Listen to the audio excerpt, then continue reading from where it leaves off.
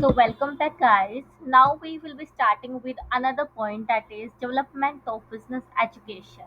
उससे पहले happy Dashera to all. Let the evil from all of us be wiped out. तो आज हम अपना लेक्चर स्टार्ट करने वाले हैं with the development of business education. But what we are exactly reading about, it was the reality of social responsibility. Like what make the businessman or business owner mandate the following of social responsibility. तो उसका अपना आज fifth point हम पढ़ने जा रहे हैं that is development of business education. पहले क्या होता था, बिजनेस हम खोल लेते थे और परसेप्शन ये रहता था भाई बस प्लस माइनस करना आना चाहिए, मल्टीप्लाई डिवाइड करो चलेगा, बिजनेस हिसाब किताब रखना आना चाहिए बस। ये वाला परसेप्शन था। Like you were not well educated but you are good at mathematical accuracy and all that and managing the things without education. In short, I can say you was having the skill set but without education. But आपका जो businessman है, आपके जो entrepreneurs है, they are well educated with proper tool की proper skill set. उनके साथ साथ not only the employer, not only the owner, we have the educated person such as consumer, investor, employees और ओनर्स, राइट। तो क्योंकि अब business education इतनी important बन जाती है, you are doing the business not for only the profit but for the purpose. Again listen, you are not doing the business for profit but for the purpose. Development of business education, ये अपना point है। Development of business education with its rich content of social responsibility has made more and more people aware of social purpose of the business. एक business, पहले क्या लोगों का perception रहता था कि business are established for the financial performance, established for the financial goals, established for the financial results. But now business have evolved. They made aware the people about their social purpose. That's why we are existing into these businesses, why we are not doing another businesses, what was the need to exist, to execute, to implement these business activities. उनका ये purpose है। Educated person as consumers, investors, employees, or owner have become more sensitive towards the social issues. अब क्या है कि you are not here to get profit only, but you are here to solve the societal problems than was the case earlier when such education was not available. अब आपने news में भी सुना होगा कि अब जो इन्वेस्टर है वो सबसे पहले प्रॉफिट को ना देखते हुए वो बिजनेस की प्रैक्टिसेस को देखते हैं कि how business is running, business किस तरीके से ऑपरेट किया जाता है, कोई उसमें वर्कर्स का एक्सप्लॉइटेशन तो नहीं हो रहा, कोई बैड क्वालिटी प्रोडक्ट तो नहीं बिक रहा है, हायर प्राइसेस तो नहीं चार्ज किए जा रहे हैं, अगर प्रीमियम सर्विसेज है तो प्रीमियम सर्विसेज के अकॉर्डिंग क्वालिटी अच्छी है कि नहीं है, ठीक है। और प्लस जो आपका रॉ मटेरियल है वो कहाँ से रिसोर्स किया जा रहा है, नेचर से रिसोर्स किया जा रहा है, तो but you are giving back to the nature, वो सारे इन ऑपरेशनल चीज़ों को देख के देन फाइनेंशियल स्टेटमेंट को उठाते हैं to grip over figures before getting into figures, before getting analyzing those numbers in your books, वो पहले आपके नेचर ऑफ बिजनेस को समझते हैं, that how you operate, how you treat your employees, how you serve to your consumer, how you give back to the nature। वो ये जानने में ज़्यादा इंटरेस्टेड है बिकॉज जो बिजनेस है उसको हमें सस्टेनेबल बनाना है, लॉन्ग टर्म ग्रोथ पर्पज से बनाना है। अगर हम शॉर्ट टर्म में ज़्यादा प्रॉफिट प्रॉफिट प्रॉफिट ही कमाते रहेंगे तो it is the lesser chance कि हम प्रॉफिट कमाने में इतने ज़्यादा उलझ जाएंगे कि हम आगे जो अपने बिजनेस के लिए अपॉर्चुनिटीज थी इन टर्म्स ऑफ सस्टेनेबिलिटी वो हमारे हाथ से निकल जाएगी। तो इसमें बस मेन यही है कि हम ये बोलना चाह रहे हैं कि जो बिजनेस का ओल्डन एरा था वहाँ हम प्रॉफिट के बारे में बात करते थे, but now business are more focused on the social responsibility content, ESG, environmental, social and governance point of view, and SDG यानी सस्टेनेबल डेवलपमेंट ग्रोथ। इन प्रिंसिपल्स पे अब बिजनेस अपना ऑपरेट किया जाता है और इसी की हम अवेयरनेस देते हैं किसे, consumer, investor, employees and owners को। Consumer are already now aware. क्या हमने उससे पहले पॉइंट में पढ़ा था, कैवियट एम्प्टर को किसने रिप्लेस कर दिया, कस्टमर इज द किंग ने, राइट। और investor are focused on profit, okay it's okay, वो प्रॉफिट देखेंगे, बट उससे पहले वो देख रहे हैं कि कंपनी प्रॉफिट को कमा कैसे रही है, कोई मेल प्रैक्टिस तो नहीं है, ठीक है। फिर employees whether they be treated well, they आज का क्या है कि आज जो एम्प्लॉयज है वो सैलरी तो चाहते ही है, बट उन्हें सैलरी से पहले क्या चाहिए कि वर्क कल्चर कैसा है कंपनी का, वर्क लाइफ बैलेंस होगा या नहीं, वहाँ पे जो हाइजीनिक कंडीशंस है वो कैसी है, प्रॉपर सेफ्टी एंड सिक्योरिटी है या नहीं है, उनको ये चाहिए, राइट। तो अब थोड़ा सा हम इसको प्रैक्टिकल सिनेरियो में लेके चलते हैं with the help of our PPT. So we have first one, the evolution of business education. Business education किस तरीके से इवॉल्व हुई एंड उसने किस तरीके से सोसाइटी को अवेयर किया about the corporate social responsibility, about the social responsibility. तो फ्रॉम प्रॉफिट टू पर्पस। अब प्रॉफिट टू पर्पस का क्या मतलब है, हम सिर्फ और सिर्फ नंबर में नहीं खेलेंगे, हम सिर्फ और सिर्फ रिवेन्यू या सेल्स नहीं बढ़ाएंगे, we will focus on the societal problems, we will resolve them, we will take innovations and such solution which will cater the society in the best possible manner। तो इसके कुछ प्रैक्टिकल एग्जांपल्स मैं आपके पास लेके आई हूँ in my next PPT. तो India's impact innovators, मैंने अभी आपको बोला ना कि सिर्फ हम प्रॉफिट पे नहीं खेलेंगे, हम पर्पस पे भी खेलेंगे। पर्पस इन द सेंस कि हमने जो बिजनेस खोला है वो किस वजह से खोला है, हमारा मेन पर्पस क्या है, एंड उसी से हम फिर प्रॉफिट कमाने वाले हैं। तो फॉर एग्जांपल अपने पास ऊर्जा डेवलपमेंट सॉल्यूशंस है, ये कुछ प्रैक्टिकल एग्जांपल्स है, कोई बच्चा लिखना चाहता है तो लिख सकते हैं। कुछ स्टूडेंट्स होते हैं जिनको इच्छा होती है कि अगर हम उन्हें कंटेंट देते हैं तो वो उसके बारे में बाद में गूगल में भी सर्च करते हैं, एंड नॉट इवन दैट, मैंने अपनी पीपीटीज में रिटन कंटेंट भी दिया हुआ है, मैं थोड़ा बता के चलती हूँ, बट आपको लाइन बाय लाइन पढ़ना है तो you can pause the video, but ये आपको पेपर में नहीं लिखना, it is only for your practical knowledge, only for your practical understanding of the book. जो भी बुक में लिखा है वो ऐसे ही नहीं लिखा है, बिजनेस उन स्ट्रेटेजीज को फॉलो करता है, that's why these points are there in your book. तो सबसे पहले अपने पास है ऊर्जा डेवलपमेंट सॉल्यूशन। इनका जो मेन ऑब्जेक्टिव है वो क्या है कि ये सोलर पावर एनर्जी देते हैं किसे, फार्मर को, for irrigation of their crops. It's like polluting diesel जो होता था उसकी जगह पे हम इन टेक्नोलॉजीज का यूज करेंगे for irrigation of the crop of the farmer. यानी कि अब क्या हुआ, बिजनेस पैसा भी कमाएगा और इससे क्या होगा, हमारे जो इंडियन फार्मर्स हैं उनकी क्या हो जाएगी, हेल्प हो जाएगी for resourcing their irrigation system.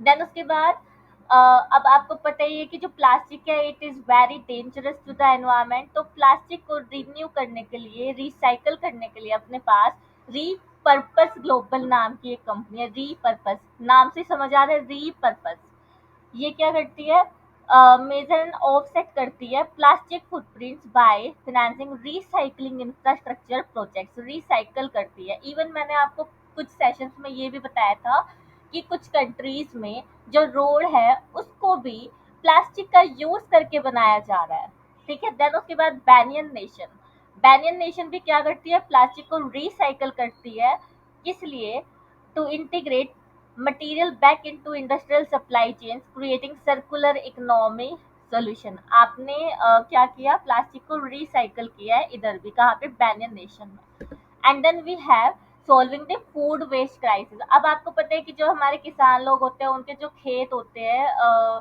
उनकी जो क्रॉप्स होती है वो कहाँ होती है, रिमोट एरियाज में होती है, एग्रीकल्चर लैंड पे होती है। अब एग्रीकल्चर लैंड पे तो मेरे पास फैक्ट्री नहीं होगी ना जहाँ पे मुझे उनको पहुँचाना है। जैसे अपनी मैन्युफैक्चरिंग इंडस्ट्री होती है वहाँ पे मुझे रॉ मटेरियल की ज़रूरत पड़ती है, तो मैं वहाँ पे एक एग्रीकल्चरिस्ट से उसके जो क्रॉप्स है उसको लेती हूँ। बट जब जो मेरा एग्रीकल्चरल एरिया है, एग्रीकल्चरल लैंड है, वहाँ से मुझे अपने क्रॉप्स पहुँचाने हैं एक इंडस्ट्री में। तो मीनवाइल जो हमारे फूड ग्रेन्स है वो क्या हो जाता है, वेस्ट हो जाते हैं। एंड इस वेस्टेज को बचाने के लिए हमारे पास न्यू इनोवेटिव सॉल्यूशंस कौन लेके आया, एग्रोवेव लेके आई। तो हार्वेस्ट होने के बाद जितनी भी क्रॉप है, फसल कटाई के बाद क्या होता है, मोबाइल प्लेटफॉर्म्स दिए गए हैं फार्मर्स को, जहाँ पे वो डायरेक्ट रिटेलर से क्या कर सकते हैं, कनेक्ट कर सकते हैं एंड सप्लाई चेन इनएफिशिएंसीज को दूर कर सकते हैं। सप्लाई चेन इनएफिशिएंसी मतलब कि टाइम पे माल पहुंचे। लाइक कुछ अपने पास क्रॉप होती है जो पेरिशेबल इन नेचर होती है, लाइक वो ज्यादा समय तक टिक नहीं पाएगी अगर उन्हें फर्दर प्रोसेस नहीं किया गया तो यहाँ से टाइम की इनएफिशिएंसी घट जाएगी। देन अपने पास माल डिलीवर करते हुए, रॉ मटेरियल डिलीवर करते हुए भी कुछ ना कुछ वेस्टेज होती है, तो उस वेस्टेज को भी रोकने के लिए यहाँ पे इनोवेटिव सोल्यूशन है बाय द एग्रो वे।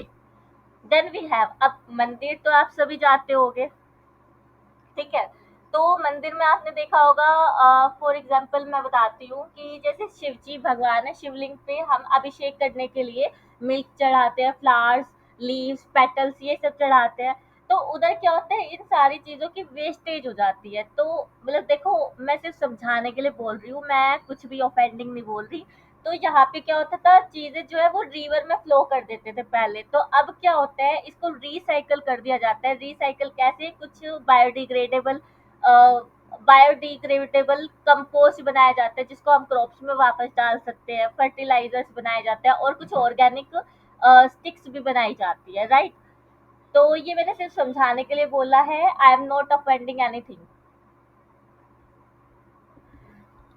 तो ये अपने पास कुछ इनोवेटिव सॉल्यूशंस थे, ठीक है।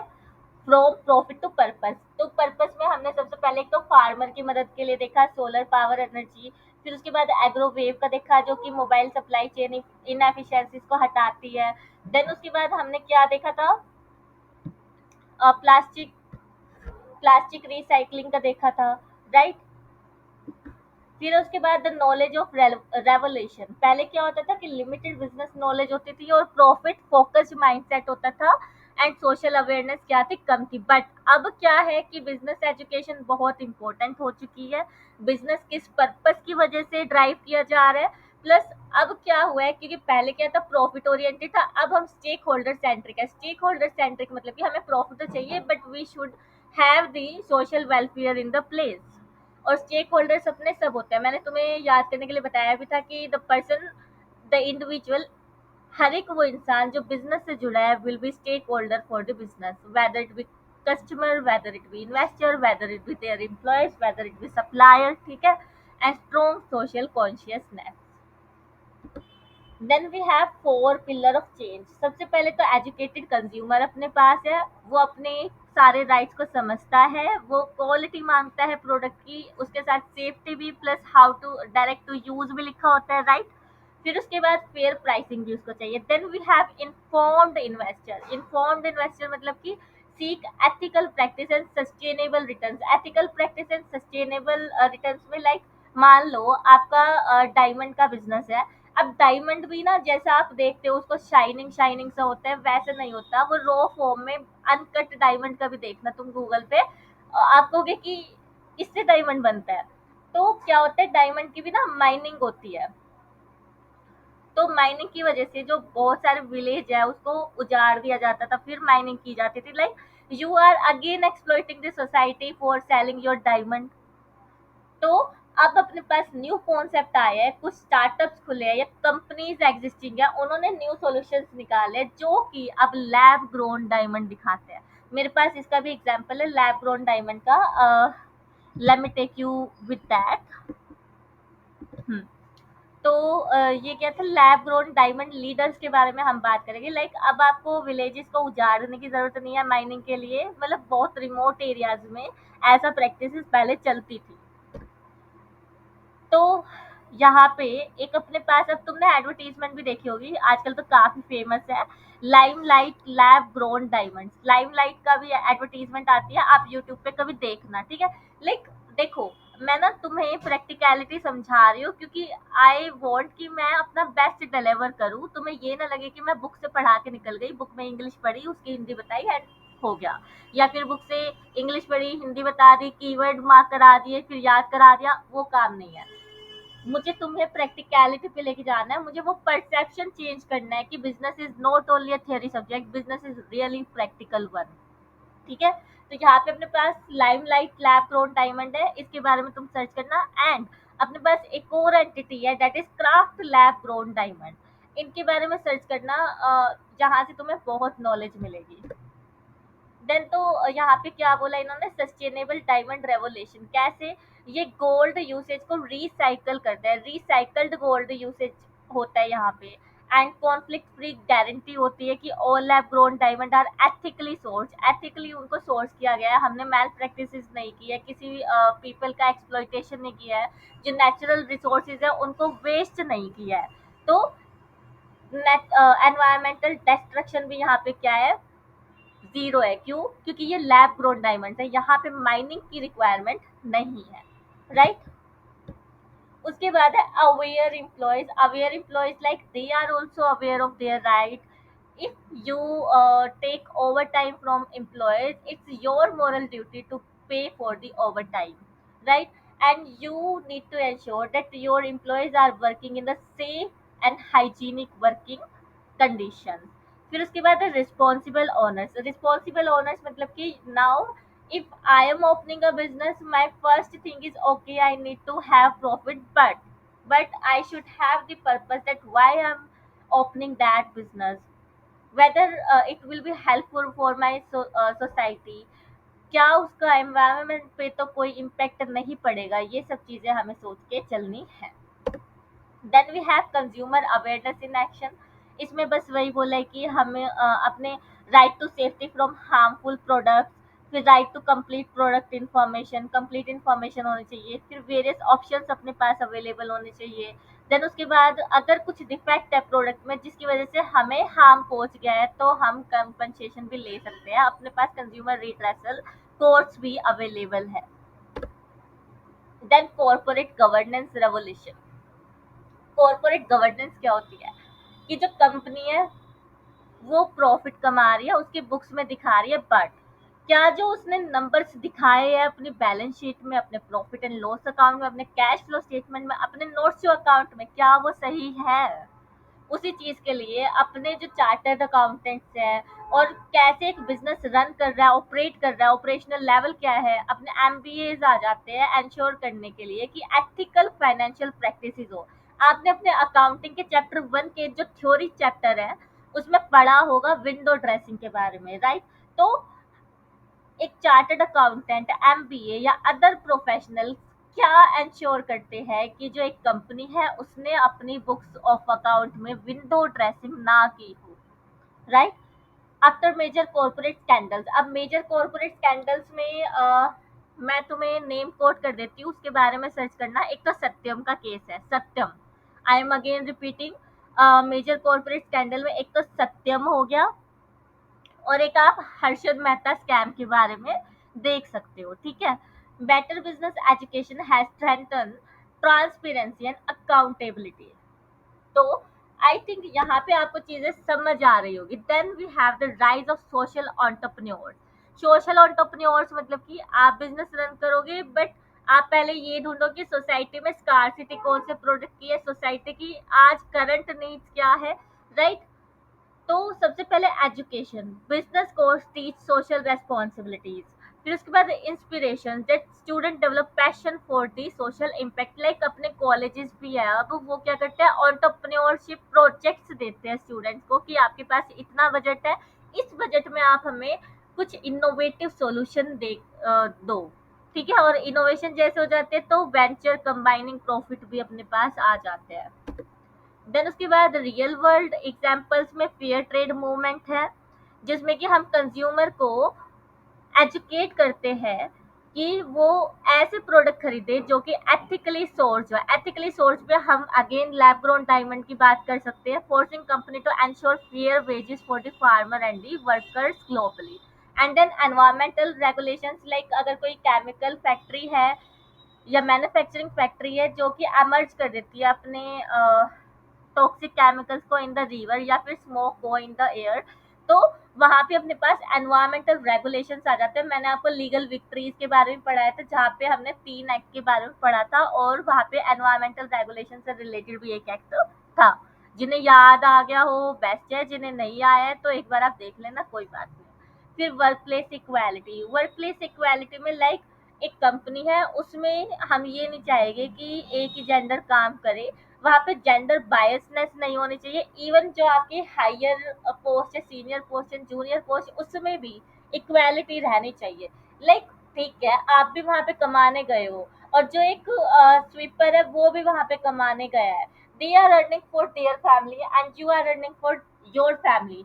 गिव देम रिस्पेक्ट, और इक्वल अपॉर्चुनिटी सबके पास होनी चाहिए। जो एक एम्प्लॉय आपकी कंपनी में बन के आया हुआ है, you should give them opportunity to grow, to improve their existing skills, to take new improvements and to take new skill sets for growth। तो ये कंटिन्यूइंग जर्नी है जिसमें कि एजुकेशन के साथ साथ हमने अपने एम्प्लॉयज को ट्रेन कर दिया है, कंज्यूमर के राइट के लिए भी हमने बता दिया, बट हमें अवेयरनेस भी फैलानी है। कैसे? कैंपेन्स करके, एडवर्टीजमेंट करके, सोशल प्रोग्राम्स करके, वर्कशॉप खोल के। तो इससे क्या होगा, एक रिस्पॉन्सिबल बिजनेस बनेगा। ठीक है? तो मैं ये कह सकती हूँ कि रिस्पॉन्सिबल बिजनेस के टू फाउंडेशन है, that is education and awareness. यहाँ पे अपना जो पॉइंट है वो हो जाता है खत्म। तो आई थिंक यहाँ पे आपको समझ आ गया होगा कि डेवलपमेंट ऑफ बिजनेस एजुकेशन में हमने क्या सीखा है कि rich content of social responsibility होनी चाहिए। जो बिजनेस है वो क्या होना चाहिए, सोशल पर्पस पे बना होना चाहिए। तो यहाँ पे मैं एग्जांपल लिखवा देती हूँ सबसे पहले तो, कि rich content of social responsibility में क्या आएगा। Rich content of social responsibility, इसको मैं शॉर्ट में लिख रही हूँ। तो इसमें क्या आ जाएगा, एक तो मैंने तुम्हें दिखाया था,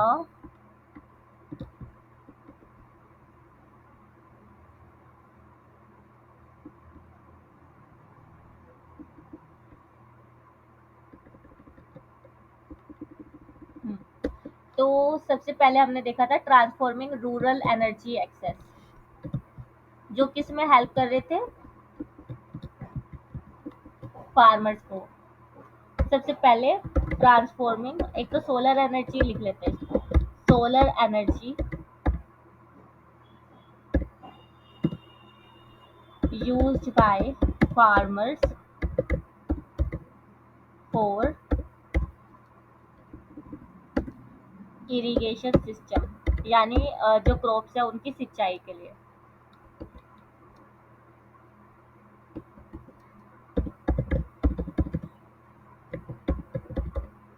राइट?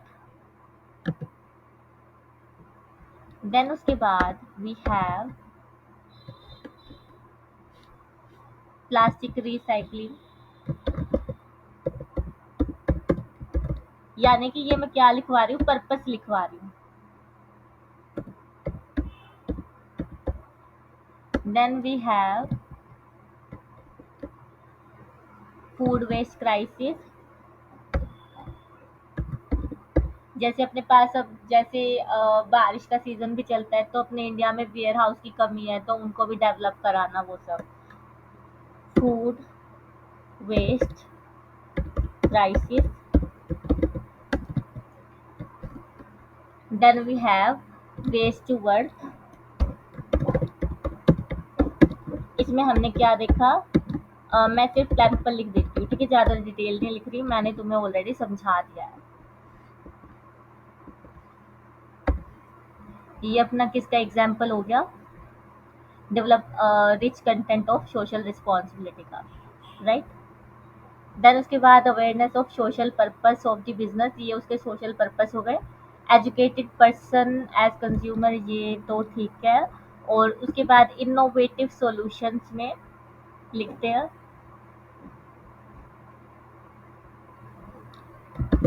इनोवेटिव सॉल्यूशंस, जैसे कि अपना आ जाएगा लैब ग्रोन डायमंड,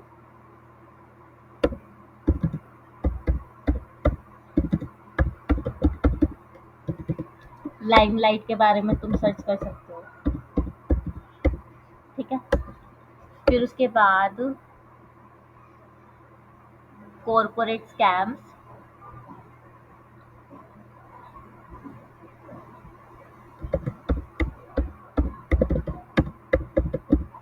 इसमें तुम पढ़ सकते हो हर्षद मेहता स्कैम, एंड एक पढ़ सकते हो सत्यम। ठीक है। और उसके बाद कुछ इम्पोर्टेंट लिखवाना हो तो let me check. Lab grown diamonds का भी लिखवा दिया, इनोवेटिव सॉल्यूशन भी, रियल लाइफ एग्जांपल वो तो दे ही दिए है। उसके बाद कॉर्पोरेट गवर्नेंस में स्कैम्स बता दिए। उसके बाद टू पिलर्स क्या रह जाएंगे, कॉन्टिन्यूइंग जर्नी है, education plus awareness equals to responsible business.